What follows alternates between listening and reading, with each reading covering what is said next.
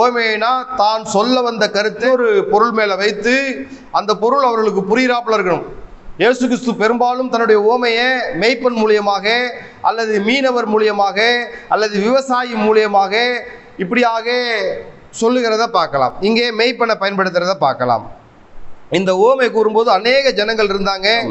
உறவை மீட்டெடுப்பது, பொருளை மீட்டெடுப்பது, முக்கியமாக சொல்ல போனால் சந்தோஷத்தை மீட்டெடுப்பது, தம்மை நேசிப்பவர்களுக்கு மட்டுமே தேவன் நன்மை செய்கிறார் அப்படிங்கிறது இல்லாமல் தம்மை விரோதிக்கிறவர்களுக்கும் தன்னை விட்டு பிரிந்து போனவர்களுக்கும் தேவன் நன்மை செய்கிறார் என்பதை காட்டுவதற்காக இந்த ஓமை. லூக்கா 6:32 உங்களை சிநேகிக்கிறவர்களே நீங்கள் சிநேகித்தால் உங்களுக்கு பலன் என்ன? பாவிகளும் தங்களை சிநேகிக்கிறவர்களை சிநேகிக்கிறார்களே. இயேசு தொலைந்து போனவரிடத்தில் அக்கறையோடு இருக்கிறார் என்பதை இந்த ஓமை காட்டுகிறது. சரிங்களா? தொலைஞ்சு போனா போ அப்படிலாம் இல்லாமல் இயேசு தொலைந்து போனவர்களிடத்திலும் அன்பை காட்டுகிறார் என்பதை இந்த ஓமை காட்டுகிறது. தொலைந்து போனவர்களையோ, தொலைந்து போன உயிரினங்களையோ, தொலைந்து போன பொருட்களையோ, பணத்தையோ, செல்வத்தையோ கண்டுபிடிப்பதிலே நமக்கு ஒரு தனி மகிழ்ச்சி, அலாதி இன்பம் உண்டு. ஒரு பொருள் தொலைஞ்சு போச்சுன்னா, செல்வம் தொலைஞ்சு போச்சுன்னா, நகை தொலைஞ்சு போச்சுன்னா, ஐஸ்வர்யம் தொலைஞ்சு போச்சுன்னா, நண்பன் தொலைஞ்சு போட்டான்னா, ஒரு உயிர் வீட்டில் ஒரு குடும்ப நட்பு உறவு பிரிஞ்சு போயிடுச்சுன்னா அவரை திரும்பவும் மீட்டெடுக்கிறதுல நமக்கு இருக்கக்கூடிய சந்தோஷம் மிகவும் அலாதியானது. இப்போ காணாமல் போன ஆடுன்னு சொல்லும் பொழுது இஸ்ரேல் தேசம் உடைய பிரதான தொழில், ஒரு அடித்தளமான தொழில் என்னன்னா அந்த மேய்த்தல் தான். பார்வோன் யாக்கோபிட்ட கேட்கும் பொழுது உங்களுடைய தொழில் என்னன்னு சொல்லும் பொழுது மேய்த்தல் தொழிலை சொல்றத பார்க்கலாம். ஏசாயா புஸ்தகம் 58:6 கூட நாம் எல்லோரும் ஆடுகளை போல வழி தப்பி திரிந்து அவனவன் தன் தன் வழியிலே போனோம். ஆடுகளுக்கு சுயமா புத்தி இருக்கிறாது. அதே போல இந்த காணாமல் போன ஆட்டை பற்றி படிக்கும் பொழுது வேதம் மெய்ப்பன்களாலும் ஆடுகளாலும் உள்ள வார்த்தைகளால் நிறைந்திருக்கிறத பார்க்கலாம். ஏசாயா 53:6 என்ன சொல்லுது? நாம் எல்லோரும் ஆடுகளை போல வழி தப்பி திரிந்து அவனவன் தன் தன் வழியிலே போனோம். ஆடுகளுக்கு புத்தி இருக்காது, அதனால நோக்கத்துக்கு அது எங்க வேணாலும் போகும். சங்கீதம் 119 176 காணாமல் போன ஆட்டை போல வழி தப்பி போனேன், உமது அடியேனை தேடுவீராக, உமது கற்பனைகளை நான் மறவேன். 1 பேதுரு 2:5 சிதறுண்ட ஆடுகளை போலிருந்தீர்கள், இப்பொழுதோ உங்கள் ஆத்துமாக்களுக்கு மெய்ப்பரும் கண்காணியுமான இடத்தில் திருப்பப்பட்டிருக்கிறீர்கள். பாவிகளும் பரிசுத்தத்திலிருந்து விலகி சென்றவர்களும் கூட தேவனுடைய ராஜ்யத்தை திரும்பவுமா பெற்றுக்கொள்ள முடியும் அப்படிங்கிறத இந்த ஓமை விவரிக்க போகுது. இப்போ நம்ம இந்த ஓமைக்குள்ளே போகலாம். காணாமல் போன ஒரு ஆட்டிற்காக தம்மிடம் இருக்கிற 99 ஆட்டையும் அந்த மேய்ப்பன் விட்டுட்டு வர்றா. அது ரொம்ப முக்கியமானது. ஒரு ஆடு தான் காணோம், இருக்கிறத வச்சு பொழைச்சிக்கலாம் அப்படி கிடையாது, அதுவும் வேணும் அப்படின்னு சொல்லிட்டு காணாமல் போன ஆடு எங்கே போய் பரிதவிக்குதோ, எங்கே மாட்டிக்குதோ, எந்த ஓனாயிட்ட சிங்கத்திட்டே மாட்டிக்கிட்டு இருக்கோ, நம்ம போனால் ஒரு வேளை காப்பாற்றிடலாமோ அப்படி சொல்லிட்டு பரிதவித்து போகிற மேய்ப்பன் தான் இந்த நல்ல மேய்ப்பன். நல்ல மேய்ப்பன் தான் இயேசு.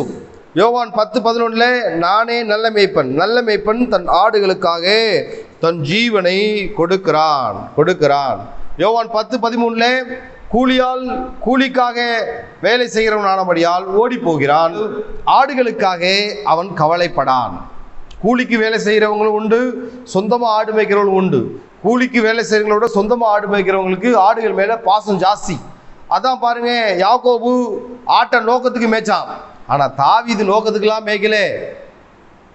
தன்னுடைய தகப்பனுடைய ஆடை சிங்கமும் கரடியும் ஒரு விசை கொல்ல வந்த பொழுது தன் உயிரையும் பொருட்படுத்தாம ஆட்டை காப்பாற்றுறதை பார்க்கலாம். மோசே ஒரு மேய்ப்பனாக யாத்ராமத்தில் வர்றதை பார்க்கலாம். தாவீது ஒரு மேய்ப்பனாக சாமுவேல் புஸ்தகத்தில் வர்றதை பார்க்கலாம்.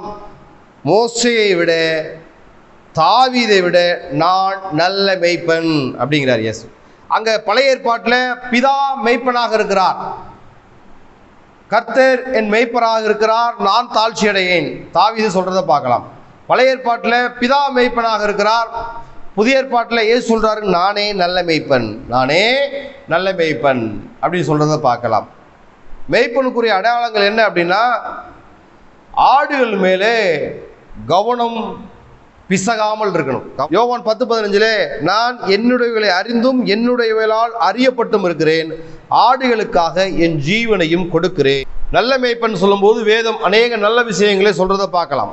நல்ல மரம், நல்ல கனி, நல்ல ஈவு, நல்ல மனுஷன், நல்ல பொக்கிஷம், நல்ல நிலம், நல்ல விதை, நல்ல முத்துக்கள், நல்ல பங்கு, நல்ல திராட்சரசம், நல்ல காரியம், நல்ல பிழைப்பு, நல்ல ஒலிவ மரம், நல்ல வார்த்தை, நல்ல வேலை, நல்ல ஒழுக்கம், நல்ல ஊழியக்காரன், நல்ல போர்ச்சேவகன், நல்ல உக்கிரானக்காரன், நல்ல சமாரியன், நல்ல மேய்ப்பன். தேவன் நல்ல மேய்ப்பனாக இருக்கிறத பார்க்கலாம். ஒரு நேரத்தில் என்ன நல்லவன்னு சொல்றேன்னு சொன்ன இயேசுதான் இங்க அவருடைய வாயாலே நான் நல்ல மேய்ப்பன் அப்படின்னு சொல்றத பார்க்கலாம். ரொம்ப முக்கியமான விஷயம். மேய்ப்பன் தொழிலை வச்சு இயேசு ஓமையா சொல்லி பரலோக ராஜ்யத்துக்குள்ள அந்த ஆட்டை, அந்த ஆத்துமாவை உள்ள கொண்டு வரதை பார்க்கலாம். இந்த மேய்ப்பன் தொழில் பல பேருக்கு குடும்ப வருமானத்தை குடும்ப தொழிலாக இருந்ததை பார்க்கலாம். குடும்ப தொழிலாக, குடும்பத்துக்கு வருமானம் தொழிலாக இருந்தது தான் இந்த மேய்ப்பனுடைய தொழில். யூதர்களுடைய பிரதான தொழில் தான் இந்த மேய்ப்பனான தொழில். ஆபிரகாம், ஈசாக்கு, யாக்கோபு, மோசே, சிப்போரால், தாவீது, இந்த மாதிரி பெரிய பெரிய மேய்ப்பர்கள்லாம் இருந்தாங்க. ஆனால் இயேசு சொல்றாரு, ஆபிரகாமை விட, மோசேயை விட, தாவீதை விட நான் நல்ல மேய்ப்பன் அப்படின்னு சொல்றதை பார்க்கலாம். தேவன் ஒவ்வொருவர் மீதும் அன்பாக இருக்கிறார் என்பதை காட்டக்கூடிய ஓமை தான் இது. ஆடு 99-100 ஆடு இருக்கும் பொழுது ஒரு ஆடு மட்டும் எப்படியோ வழி தப்பி தெரிஞ்சிச்சுன்னா அது என்ன காரணம் அப்படிங்கிறது காட்டணும். ஆடு எல்லாம் ஒரே பாதையில தான் போகும். ஒரு ஆடு எப்படி போகுதோ அதை தொடர்ந்து தான் எல்லாம் போகும். அந்த முதல்ல போகிற ஆடு மேய்ப்பனை பின்பற்றி போகும். மேய்ப்பனை தான் எல்லா ஆடுகளும் பின்பற்றி போகும். ஆடு மேய்ப்பனை பின்பற்றாததுனால, மேய்ப்பனுடைய சொல் பேச்சு கேட்காததுனால, வணங்கா கழுத்துள்ளதுனால இருந்ததுனால ஆடு வழி தப்பி போனது. மேய்ப்பனை பின்பற்றாததுனால, சொல் பேச்சு கேட்காததுனால ஆடு வழி தப்பி போனதை பார்க்கலாம். பாருங்க, இந்த ஓமையில தொலைந்து போன ஆட்டை தேடி அது கிடைத்தவுடன் மகிழ்ச்சி அடைந்தான். பாருங்க, அப்படி சொல்லும்போது இந்த ஆட்டை போய் கண்டுபிடிக்கிறான். அந்த காட்டை கண்டுபிடிச்சோன்னா அவன் தோல்ல தூக்கி போட்டுறான். ஆடு பாருங்க, கவுச்சி வாசம், ஒரு கெட்ட நாத்தம் அதில் இருக்கும். சின்ன ஆடோ பெரிய ஆடோ அது சொல்லலை. 30 கிலோ வரைக்கும் ஆடு இருக்கும். அது எந்த ஆடு காணாமல் போச்சுன்னு தெரியல. அந்த ஆட்டை போய் எங்கேயோ போய் கண்டுபிடிச்சிட்டான். கண்டுபிடிச்சி அதை தூக்கி தோல் மேலே போட்டான். அது எத்தனை கிலோ அப்படின்னு சொல்லலை. அந்த காணாமல் போன உடனே கிடைச்ச துக்கத்தை விட அதை கிடைச்ச உடனே இருக்கிற சந்தோஷம் மிகப்பெரியது. ஒரு நல்ல மேய்ப்பன் தொலைந்து போன ஆடு கிடைச்ச உடனே தூக்கி தோல்ல போட்டான் பாருங்க, அது எத்தனை கிலோ அப்படின்னு கூட பார்க்காம. அவ்வளவாக அந்த மேய்ப்பன் தன்னுடைய ஆடு மேலே அவ்வளோ பாசம் வச்சிருந்தான். ஆனால் ஆட்டுக்கு தெரியல. அதே போல பிள்ளைகள் தகப்பனுடைய பாசத்தை புரிஞ்சுக்க மாட்டாங்க. தேவனுடைய அந்த பாசத்தை விசுவாசிகள் புரிந்து கொள்ள மாட்டார்கள். ஆடை பாதுகாக்க, தேட, பராமரிக்க மேய்ப்பன் தன் உயிரை அடிக்கடி பணயம் வைக்கிறான். உயிரை அடிக்கடி பணயம் வைக்கக்கூடியவன் தான் இந்த மேய்ப்பன். ஒரு ஆட்டை தேடுறதுக்காக 99 ஆட்டை விட்டுட்டு போறான்னா அது ரொம்ப ஒரு விசித்திரமானதாக இருக்கிறது. அப்ப அந்த ஒரு ஆடு எவ்வளவு முக்கியமானதாக இருக்கணும். அந்த ஆடு பாருங்க, திரும்ப வர்றதுக்காக அவன் பிரயாசப்படுறான். அந்த ஆடு மறுபடியும் திரும்பி வந்துருச்சுன்னா மறுபடியும் அது வழி தப்பி போகாது அப்படின்னு அவன் விசுவாசிக்கிறான்.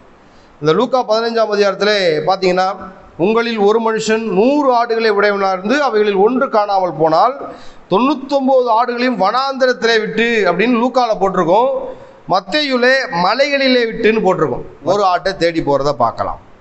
சந்தோஷத்தை கூட தோள்களின் மேல் போட்டுக்கொள்வானா. கிடைச்ச ஆட்டை எப்படி தேடினான்னு தெரியல. ராப்பகலா தேடினானா, விடிகிற வரைக்கும் தேடினானா, பசி இல்லாமல் தேடினானா, ஆடு எங்கே போச்சு அப்படின்னே தெரியாது. ஆனால் அதுக்குள்ளே ஒரு அதிர்ஷ்டம் என்ன அப்படின்னா, ஆடு கள்ளர்கள் கையில் பிடிபடலை, ஓநாய் கையில் அகப்படலை, சிங்கத்திலேயோ கரடியிலையோ அது பிடிபடலை. அது பாருங்க, தேவ சித்தம் இருந்ததுனால ஆடு திரும்பவுமாக காப்பாற்றப்பட்டது. மத்தேயு 18:12 மனுஷகுமாரன் கெட்டுப்போனதை ரட்சிக்க வந்தார். இவ்விதமாக சிறியரில் ஒருவனாகிலும் கெட்டுப்போவது பரலோகத்தில் இருக்கிற உங்கள் பிதாவின் சித்தம் அல்ல. ஒரு ஆடு கூட தொலைஞ்சு போறது பரலோகத்தில் உள்ள சித்தம் அல்ல அப்படின்னு சொல்லிட்டு மத்தேயுவில் சொல்றார். இந்த 100 ஆடுகள் அப்படிங்கிறது பரிபூரணத்தை குறிக்குது. இன்னொரு வகையை எடுத்து போனா, ஒரு ஆடு என்பது நம் குடும்பத்தில் உள்ள ரட்சிக்கப்படாத ஒரு அங்கத்தினராக இருக்கலாம், அல்லது நம்மோடு கூட சபையில இருக்கக்கூடிய சரியாய் மனம் மாறாத விசுவாசியாக கூட இருக்கலாம். ஆடு கண்டுபிடித்த உடனே அவன் ஒரு விருந்து செய்கிறத பார்க்கலாம். 3 உவமைகளுமே விருந்து செய்யப்படுகிறது. ஆடு கண்டுபிடித்த உடனே அந்த மேய்ப்பன் விருந்து செய்கிறான். தொலைந்து போன வெள்ளி காசு கிடைத்த உடனே அந்த ஸ்திரீ பக்கத்து வீட்டாரெல்லாம் சேர்த்து மகிழ்ந்திருக்கிறா.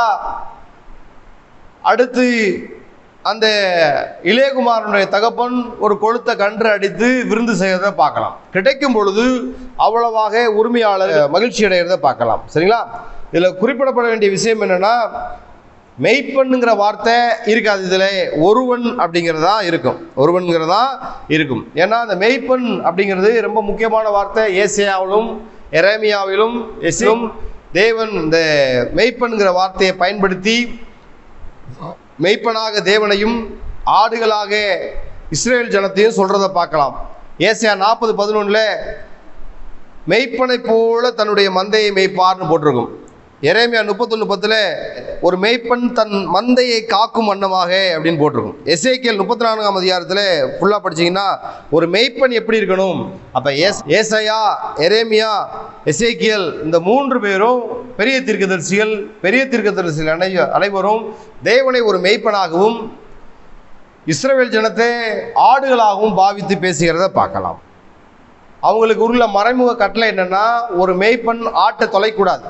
ஆட்டை தொலைச்சான்னா அவன் கணக்கு கொடுக்கணும். அது அவன் பழிக்கு ஆளாக நேரிடும். ஆடு செத்து போச்சுனாலும் ஆட்டோட உடலை காட்டணும். ஏன் செத்து போச்சு, என்ன வியாதி வந்து செத்து போச்சு அப்படின்னு காட்டணும். செத்தாலும் உடலை தூக்கி வர வேணும்.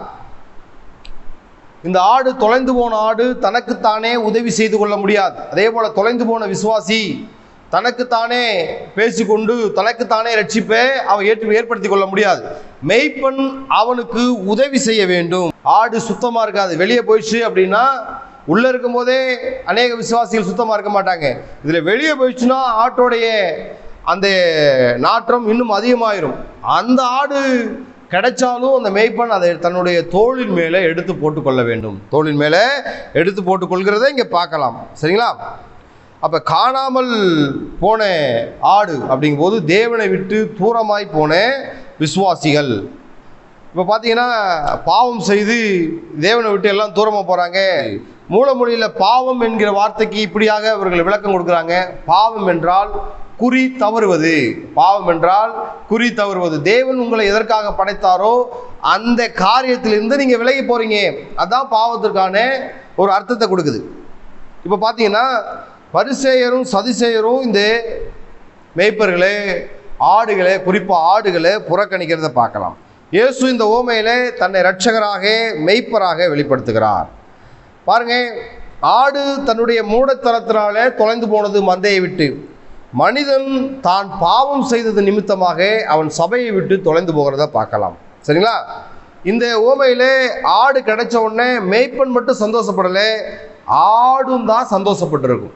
விசுவாசியும் தான் சந்தோஷப்பட்டிருப்பான். சரிங்களா? உங்கள் துக்கம் சந்தோஷமாய் மாறும். அதனால் முதலாவது இந்த ஓமையிலிருந்து நம்ம என்ன தெரிவிச்சுக்கிறோம்னா, நாம மந்தைக்கு உள்ளிருக்கிற ஆடுகளாக இருக்கிறோமா, சபைக்கு உள்ளிருக்கிற ஆடுகளாக இருக்கிறோமா, அல்லது தொலைந்து போன ஆடாக இருக்கோமா அப்படிங்கிறதே நம்ம கேட்டு ஆராய்ந்து தெளிவுபடுத்தக்கூடிய ஒரு கேள்வி. ஆடு நான் மீட்கப்பட்டு விட்டேன் அப்படிங்கிற ஒரு நிச்சயம் இருக்கணும். ஆட்டுக்கு நான் மேய்ப்பனுடைய கையில தான் இருக்கிறேன் அப்படிங்கிற ஒரு நிச்சயம் இருக்கணும். மோசேயை விட தாவீதை விட ஏசு சொல்றாரு, நான் தான் நல்ல மேய்ப்பன், நான் தான் நல்ல மேய்ப்பன். ஒரு ஆட்டுக்காக 99 ஆட்டை விட்டு வந்தார் அப்படின்னா, ஒரு தனி மனிதன் உங்களுக்காக எனக்காக தேவன் பரலோகத்தை விட்டே வந்திருக்கிறார். பரலோகத்தை விட்டே இந்த பூமிக்கு வந்திருக்கிறத பார்க்கலாம். அதனால ஆடு வழி தப்பி போகும்போது நல்ல மேய்ப்பன், சரிங்களா, ஒரு ஆடு தானே போனால் போயிட்டோம் அப்படின்னு இல்லாமல் மறுபடியுமாக போய் அந்த ஆடை கண்டுபிடித்து மந்தைக்குள்ளே சேர்க்கிறத பார்க்கலாம். அந்த ஆட்டுக்காக அவன் பார்ட்டி வைக்கிறான் இல்லையா, ட்ரீட் வைக்கிறான் இல்லையா, ஒரு ஆட்டு காசை விட அவன் பாருங்க அதிகப்படியாக செலவழித்து அவன் மற்றவர்களோடு சந்தோஷப்பட்டிருப்பான். அந்த ஆட்டை எவ்வளோ விற்பானோ அந்த வித்த காசை விட அதிகமாக செலவு பண்ணி மற்றவர்களோட அவன் சந்தோஷப்பட்டிருப்பான். ஏன்னா ஆத்துமாக்கள் முக்கியம், ஆடு முக்கியம், விசுவாசி முக்கியம்.